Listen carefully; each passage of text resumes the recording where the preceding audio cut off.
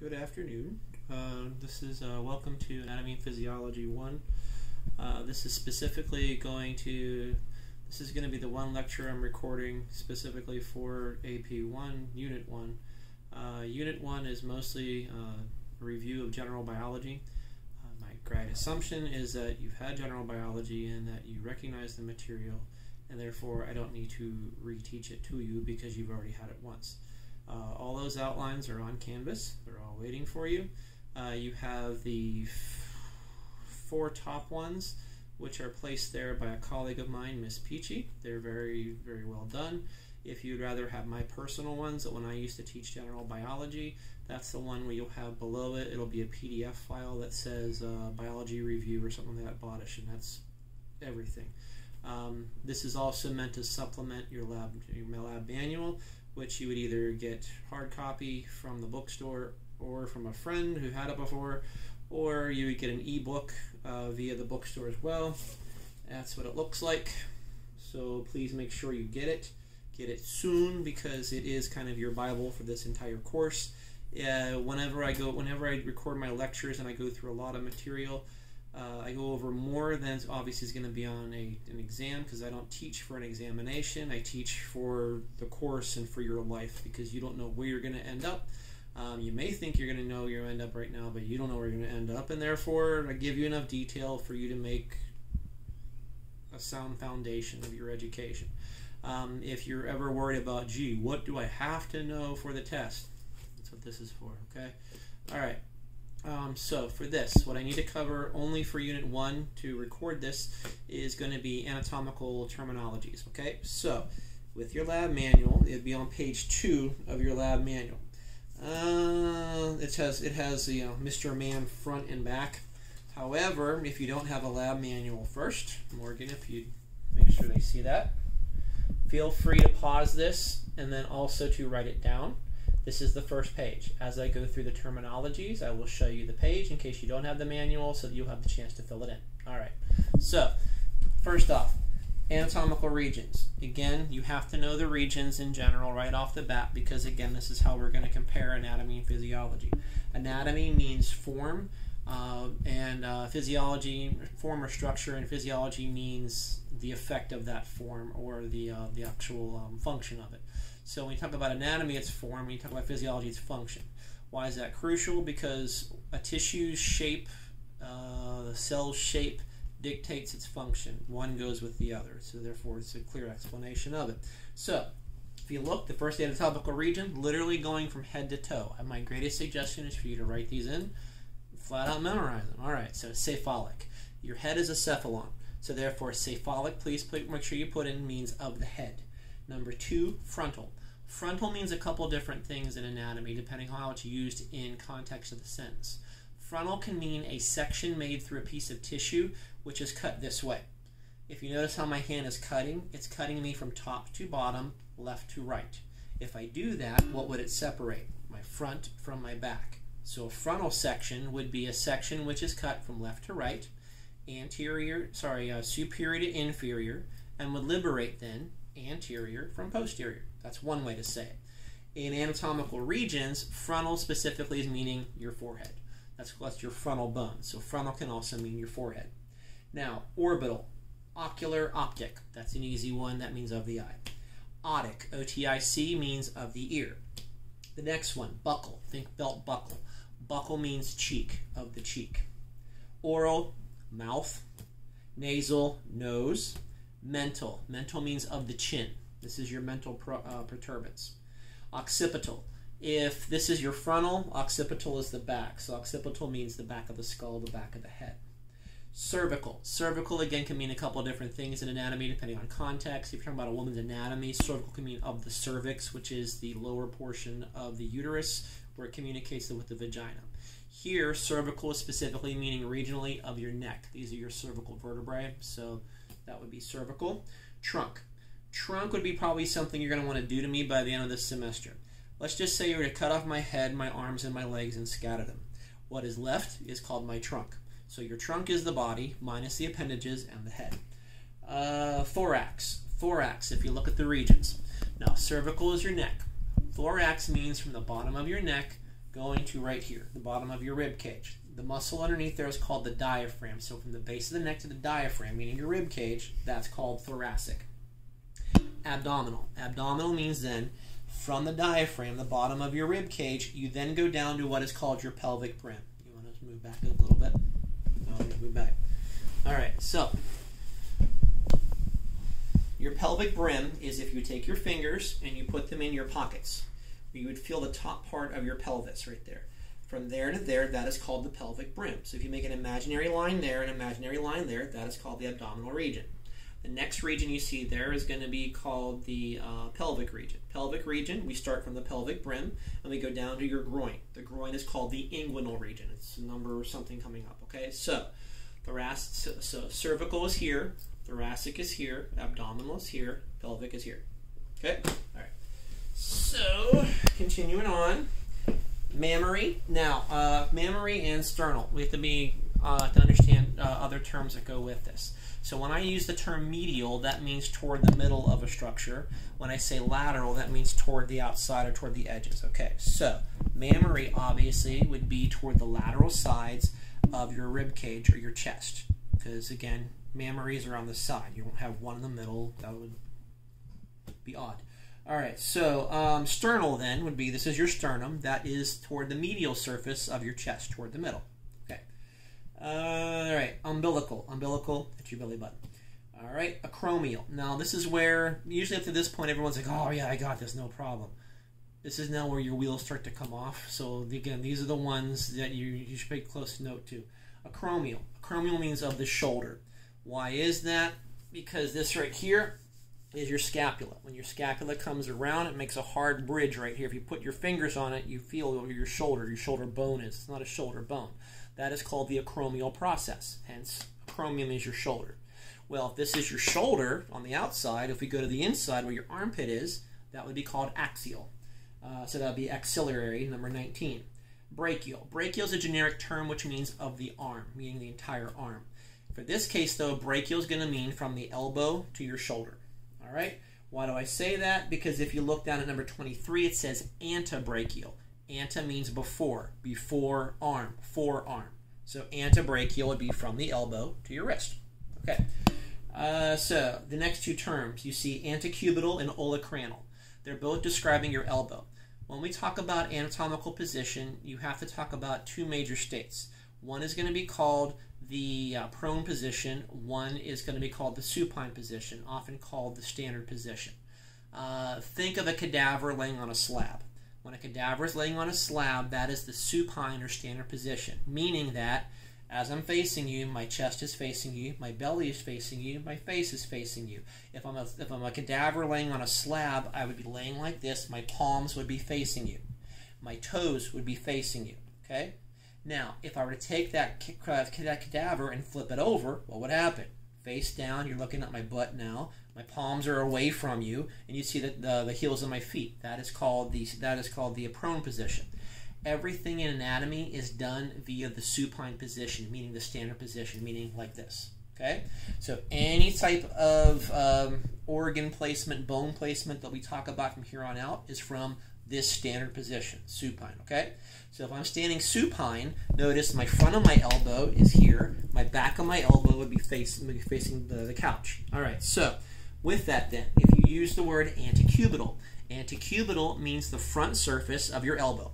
Here. Olecranal would be the back surface of your elbow. Okay? So antecubital, olecranal. All right. Now, number 24, manus. Well, we had brachial, we had antebrachial, then we had, well, we're going to get to this. This is, they don't know why they put them in order. Number 25 is carpal. Carpal means wrist. Then we have manus. Manus means of the hand, your hand. Now, your hand, as you notice, is going to have two surfaces. It's going to have a back surface and a front surface. Well, again, if we're doing standard position, I'm laying like this. Palmar would then be the front surface of your hand, or you could say the palm surface of your hand. The back of your hand, back here, would then be metacarpal. Metacarpal means between the carpal and your phalanges, metacarpal.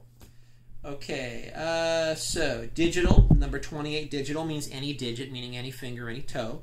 Could be the same thing as number 30, which is a phalanx or a phalange. That's a finger or a toe too. All right, your pollex. Your pollex is a very important appendage. That's your pollex, your thumb. That's what makes you the mammal that you are, being Homo sapien, having an opposable pollex. Now, when you say the thumb, you can't say, oh, well, it's just the thumb. It's a very important, without it you couldn't do fine motor manipulation. All you would have would be grasping type of situation. That's your pollex. Now, coming on down then, again, if you remember, we had cervical, thorax, abdominal, pelvic. Okay, so we're moving down now. From there, then, you see the term coxal, C-O-X-A-L. Coxa in Latin means of the hip. So coxal means of a hip. All right, you have two hips, one left, one right. All right. Inguinal. Inguinal number 32, I already told you, means of the groin. Then pubis. Now, pubis and lumbar. You have to look at your pelvic girdle. Slide back again. Now, your pelvic girdle, you understand, is a circle. I'm going to have an anterior surface of my pelvic girdle. I'm going to have a posterior surface of my pelvic girdle. Makes a big circle, all right? So if I'm in my pelvic girdle and doing where the front surface is, the anterior surface, that would be called pubic. Think pubic hair, where it grows, pubic. However, in the back then, where you have this, that is now what's called sacral or sacral, because that's your sacrum right there, your bone. So the front of the pelvic girdle is pubic, the back of it is going to be then sacral, all right? Okay, that would then be number 33 and 35. Lumbar. Lumbar just simply means lower back. So again, you're going to have cervical, thoracic, and when we go lower back, where your rib cage ends and before you hit your hips, that part of your spine is your lumbar. All right. Gluteal, means your derriere. Femoral. Femoral means of the femur, specifically meaning from the hip down to the knee. That's the femoral. Patellar, again, kind of like the elbow, we have two surfaces to your knee, a front and a back. The front part of your surface is the patellar. The back surface of your knee is the popliteal, because the popliteal muscle goes back there. So patellar, popliteal. Then we come down to your lower leg. Your lower leg, then you see there is going to be called number 41, sural, S-U-R-A-L. Sural is also given the name fibularis, meaning of the fibula. Your fibula is a bone that runs from here down to the outside ball of your ankle. That means lower leg, okay? If you use the term crural, C-R-U-R-A-L, crural is a very archaic term. Crural is not was a widely used term, but it means the entire leg, meaning from the hip all the way down to the ankle. All right. So then we go down. So then again, don't confuse these. We have carpal here. If we go to your ankle, that's tarsal. If we go to the top part of your foot, that's metatarsal. If we go to the underside of your foot, that would be plantar. And then, of course, you got your digits again. Well, we have the pollex for your thumb. Your big toe is called the hallux, H-A-L-L-U-X. It's not called the big toe, it's called the great toe. People are like, oh, the great toe. Think, if I were to chop off your piggy toe, you would heal. Would you be able to walk a straight line? Yes. Would you be able to sprint eventually someday? Yes. If I chop off your great toe, are you ever going to walk a straight line ever again? Are you ever going to sprint again? Yeah, it's the great toe. It's where you put most of your weight when you push forward. Okay? That then concludes page number 4, the terminologies. Flip it over. Next page then, we're going to have then directional terms. That one right there. Good? Okay? Now, a lot of these tend to be acronyms, meaning one's going to be one, one's going to be the other. Okay, so again, we have to compare and contrast between them. Number 1, you see superior. Number 2 is inferior. Superior means located above a point of reference or above another. So superior just means above. Inferior means below a point of reference or below another. Another name for superior you see there is called cephalad, meaning toward the head, or craniot, turn the cranium toward the head, meaning, above. Inferior means below. Another name for that you see there is caudal. Caudal means your tail. So, your butt, your tail is at the bottom, so to speak. All right, so superior is above another organ or structure or point of reference. Inferior is below that structure, point of reference, or tissue organ. Now, anterior, posterior. Anterior means front, posterior means back, specifically when you're going to be standing supine. Now, another way to say that, you see there is ventral and dorsal. Those are going to be used a lot interchangeably. So again, facing you, this is my anterior surface. It's also called my ventral surface because ventral means belly. My belly is facing you. Dorsal means my back. So therefore, my back of me is going to be my posterior, but then my back is there, and that's called a dorsal. Think of the dorsal fin of a fish. It's on the back of a fish. Okay. Medial versus lateral. Medial we talked about before. Medial was your sternum. It's toward the middle part of a structure. Lateral means toward the outside areas of that structure. If you're not smack dab in the middle, if you're not all the way toward the outside, you're somewhere in the middle, somewhere between them, that's where you get number 7, intermediate. So, excuse me, medial means middle, lateral means toward the sides, and intermediate means somewhere in between. Okay? Now, ipsilateral, contralateral. Understand, you are what is called bilaterally symmetric, meaning if I took an axe and I chopped you down your nose, down your face, through your groin, I could essentially separate you into left and right mirror image halves. Okay? That shows a more advanced nervous system, where and also the need for a brain and a cephalization, where you can actually coordinate left and right halves. Because of that, we then use the terms ipsi and contralateral, meaning if I give you two structures, do they appear on the same side of you or on opposite sides of you? Ipsilateral means these two structures are going to appear on the same side. Contralateral means on opposing sides. So, your right eye and your right ear, they are ipsilateral. Your right eye and left eye are contralateral. Okay? All right. Superficial and deep. Superficial and deep people tend to screw up a lot. Think of anatomy. Think of you kind of like layers of a lasagna or layers of a cake. Okay? If we go toward the surface of those layers, that is called superficial. If we go away from the surface, going down for away from it, that's called deeper. Okay? So, when we go superficial, that means more toward the surface. When you go deep, that means away from the surface. Think of like layers of a cake or layers of a lasagna. All right? Parietal and visceral. This is the one that if I had money to bet people screw up, this would be it. All right. Now, in your body, you have a series of what are called two membrane systems. They're called seral, S-E-R-A-L. Normally you see them around your lungs, around your heart, and around what's called your peritoneum, which is essentially the fancy way to say your guts. If I were to hang you upside down, may give you a smiley face from hip to hip, you would still be alive, but your entire intestinal tract would flop down onto your face until you eventually die. That's called evisceration. It's a form of torture that they did years ago, and it's a very cruel way to end somebody. But what would fall onto you, that would be your guts, essentially, your peritoneum. So, now, with this, visceral and parietal. Think of like your lung. Your lung, you understand, is going to have a membrane directly on the outside surface of your lung. It attaches to the outside of the lung. It protects the outside of the lung. Then in your rib cage, there's a little fluid-filled space and then a membrane that lines the inside of your rib cage. Why? That's two membranes. One lining the inside of the rib cage, one on the outside of the lung. They're both going to secrete a fluid that's a lubricating fluid and a nourishing fluid, so when you breathe in and out, your lungs don't stick to the inside of your ribs, nor do they rub up and down side to have frictional effects destroying the tissue. Plus, it also creates a pressure gradient, so it's easier for you to breathe in and out as well. Kind of like having a fluid, like a sort of power steering, power brakes, having fluid pressure. Same idea. All right, so there's two membranes, one on the outside surface of the organ. That one is called visceral. Okay, parietal is the one found further out. Okay, so it's a two-membrane system. The one which is deeper, which means touching the organ surface, is visceral. The one which is further superficial, meaning further away, that's going to be parietal. That would be the one in the example I gave you that was lining the inside of your rib cage. The two between them, again, make this fluid-filled area to take care of the tissue, prevent friction damage, things like that.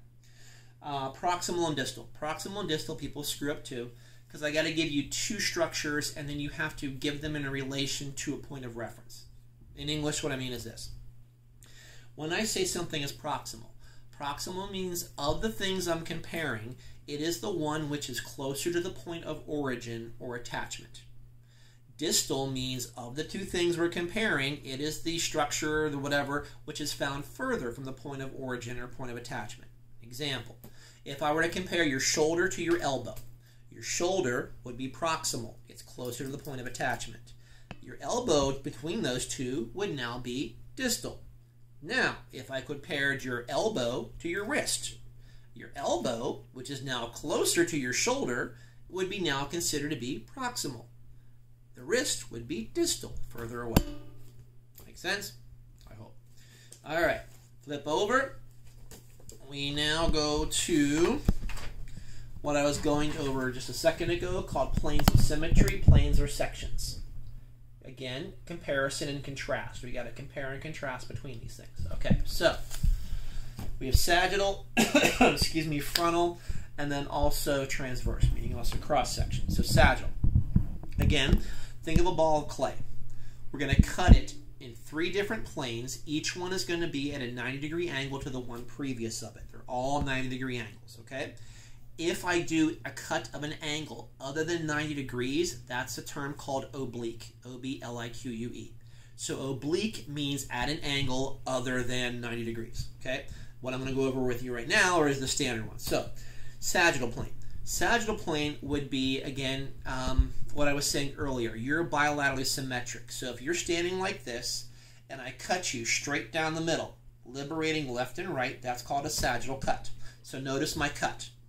I'm coming from anterior to posterior, and I'm cutting from superior to inferior, front to back, top to bottom. When I make this cut, what am I liberating? Left and right. You have to know that, all right? Now, if I cut you right down the middle to cut you into 2 perfect halves, that is called the mid-sagittal plane. But notice there are an infinite number of other cuts that I could cut you going all the way out laterally. Those are called parasagittal, meaning next to the mid-sagittal plane. Okay.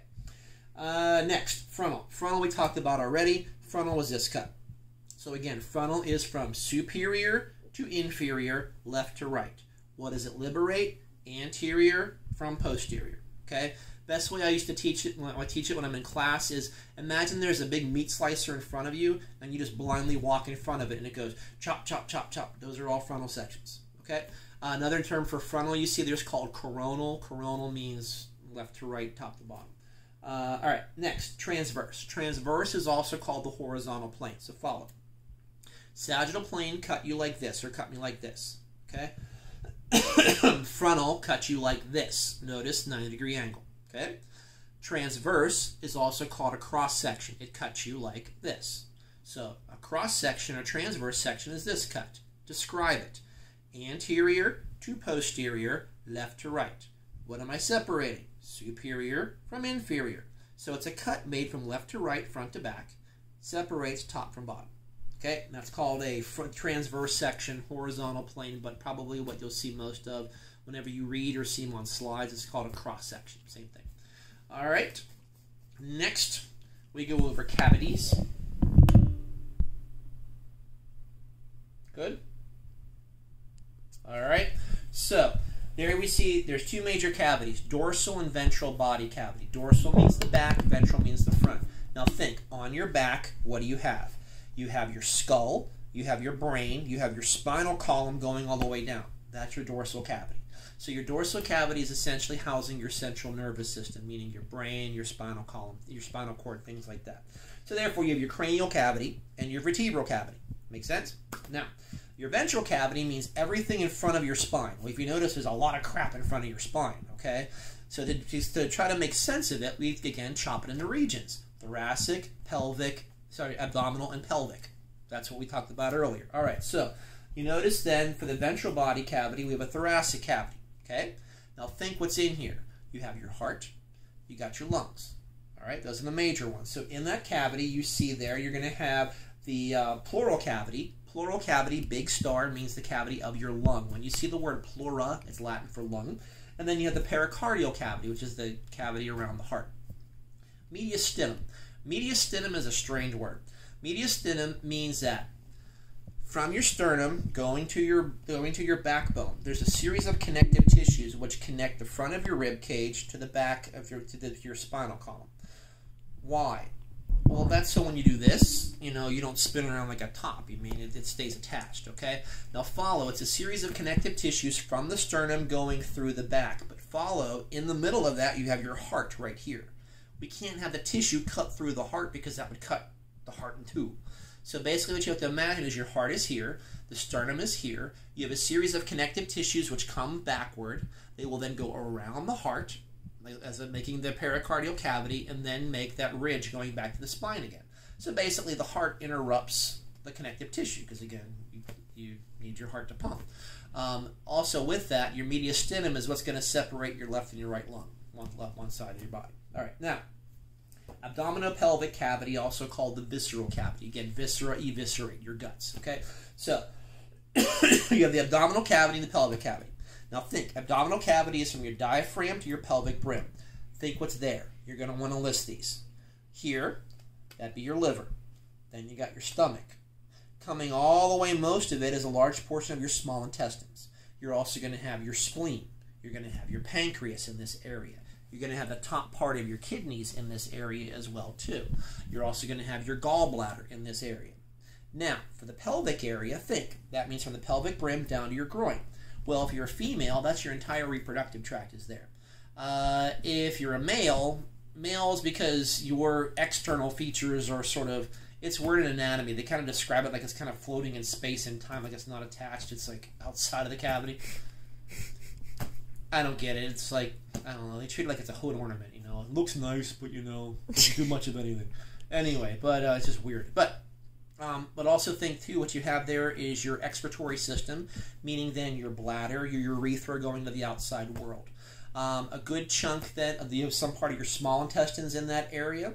You are also, again, in the abdominal area, you're going to have your ascending colon, transverse colon, descending colon. But then as you go out of you, you're going to have your sigmoid colon, your bowels, and out of you. That's going to be then in the inguinal area as well. All right. So, sorry, not inguinal. Pelvic area as well. All right.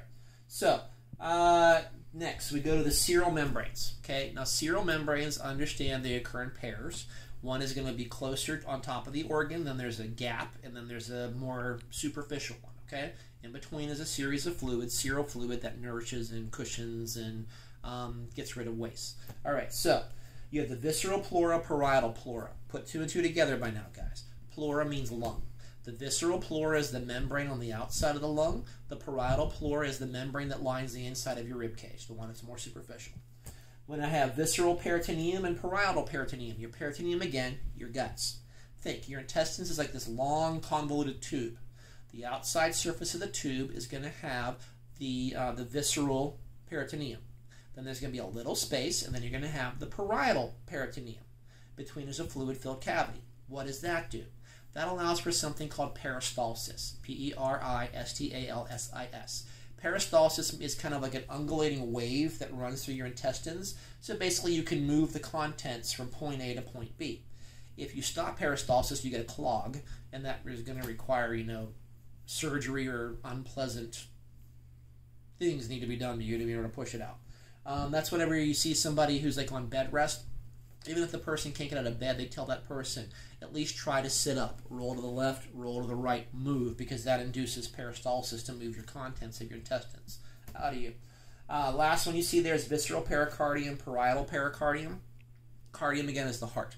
So here's the heart. The outside membrane of the heart then would be the visceral pericardium. Then there's a little gap, and then you have the parietal pericardium. Between them, then, you have the pericardial cavity, a fluid-filled chamber. If you suffered from something called pericardial edema, that means that little area around the heart between the two membranes is retaining fluid, and therefore when the heart contracts, it shrinks, you understand, and therefore, but the fluid pressure, when the heart relaxes to expand back up again, it can't, and therefore that could cause, basically, you know, cardiac arrest. How do you get rid of it? Not a nice way to say it. Basically, you shove a needle between them and suck the fluid out is what you got to do. All right, now, for quiz number 1, anatomical structures and positions and all that, everything I talked about, that's on it. Okay, so everything from page 2 to page 7 in your lab manual. Now, for pages 8 and 9, we don't even go over them in AP because, again, we don't go into these areas. You do it more for AP 2. That's page 8, and this is page 9. Okay? What they're now doing is taking that region and cutting it up into areas. This will be more important when you go into, say, AP 2, when they talk about the cardiovascular system, the digestive system. When they talk about the excretory system, that's when you need the regional terms. Okay? But in AP 1, because this is part of the introduction, we got to go over it with you. All right, so first one you see here, number 8. That's where they take your body and make you into a tic-tac-toe board, okay? Now, go back up again. I want to show the lines. All right. So if you look at the diagram that was just there, again, you're going to have the line that comes underneath. That's your diaphragm right there. That's labeled in your manual. That is called the subcostal line. Costal is Latin for rib. Okay? Then there's a line that basically, if you remember where I said your pelvic brim was, you put your fingers in your pockets and connect them.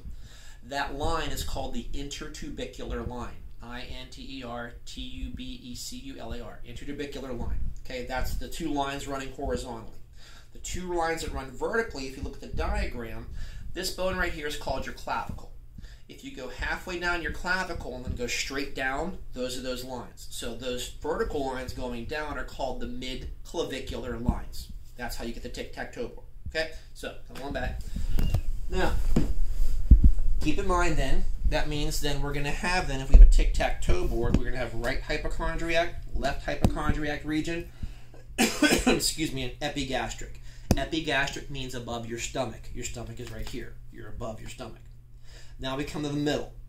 The middle of your tic-tac-toe board is where your belly button is, okay? So therefore that would be the umbilical region. Then we go either left lumbar, right lumbar, left lower back, right lower back. Then we go below that. Well, if this was epigastric, this would be below the stomach, which is then called hypogastric. Hypo means below, so inferior. So hypogastric is here, and then from there you're simply going to have left and right inguinal, left and right groin. Okay, that's those regional terms. Now, when you go about the AP2 and they're describing these regions, just to confuse you a little more, in the same sentence they'll use those terms, but then they'll think, oh, well, that maybe is too much, and we'll just switch up. What they'll do in midstream of the sentence is they'll go from describing the regions like this to this. And you're like, what the hell? It's just how it's done, just preparing you for it. The other way is real simple. Basically, I take you straight down your chin all the way down to your groin, and then I come right across for you with your belly button being the target. Okay? In that case, then, I'm going to have right and left upper quadrant, left and right lower quadrant. Basically, I just chop you into fours. Okay? So ends then the introductory lecture on anatomical terms and positions. Basically, congratulations, you've now finished chapter 1. And that means then from here on for the review for biology, unless you need me, you're on your own. All the notes are there. That includes the chemistry, biology of the cell, DNA structure and function, cell division, cell respiration, membrane dynamics, osmosis, things like that, cell signaling, but the notes are there. But again, it's what you went over in Gen Bio. If you need me, I'll be in chat, so just ask, okay? But for quiz 1 on Wednesday, the material I just went over, that's what you're liable for. All right. See you when we get to Unit 2.